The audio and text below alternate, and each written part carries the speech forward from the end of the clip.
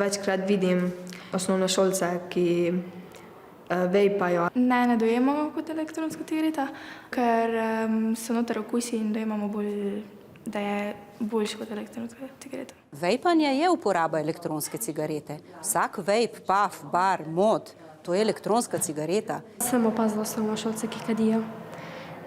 Pa tudi v šoli se kdaj najdejo, da prinesejo vejpe v šolo in kadijo na straniščih.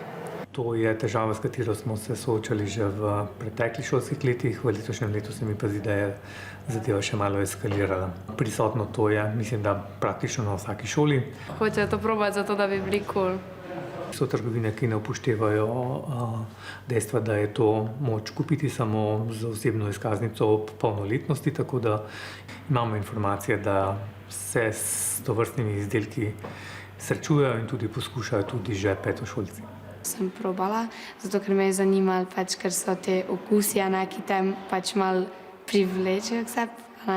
In si misliš mogoče, da to ni isto, ko pa recimo ni isto škodljivo, kot recimo navaden cigaret. Vsi ti izdelki vsebujejo nikotin. Moraš vedeti, da je nikotin zelo zasvojljiva snov in ko te zasvoji, boš vedno znova posegal po teh izdelkih. To je seveda interes industrije, da si ohrani nekoga, ki vedno znova kupi te izdelke.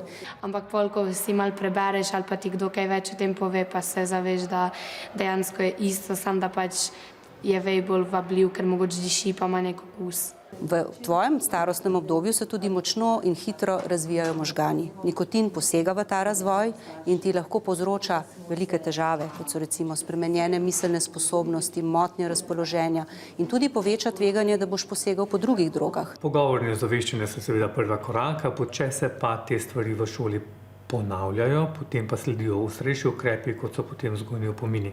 Zdaj, glede na to, da mladi vedno radi kaj novega poskusijo, da so prepovedane stvari tudi zanimive, smo v prvem prekršku še nekako razumevajoči, pri vseh ostalih pa ne. Jaz tudi sam sem športnik, pa se mi zdi, da ni tako fajno, sploh za pljuča.